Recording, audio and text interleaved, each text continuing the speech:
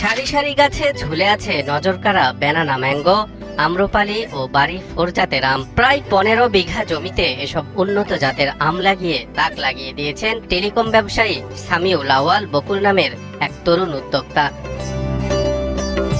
বর্তমানে তার বাগানের প্রতিটি গাছে আমের ফলন এত বেশি যে ফলের ভারে ডালগুলো নুয়ে পড়ার উপক্রম। এ কারণে আমের বাগান করে বাজিমাত করা ব্যবসায়ী হলেও কৃষির প্রতি প্রবল ঝোঁক থেকে এই আম বাগান শুরু করেন বকুল। আবহাওয়া ও বাজার দর অনুকূলে থাকলে এবছর তিনি প্রায় 40 লাখ টাকার আম বিক্রি করতে পারবেন বলে আশা করছেন। রহনপুর পৌর এলাকার এই তরুণ উদ্যোক্তার সাফল্য দেখে স্থানীয় অনেক যুবকই এখন আম চাষে আগ্রহী হয়ে উঠছেন।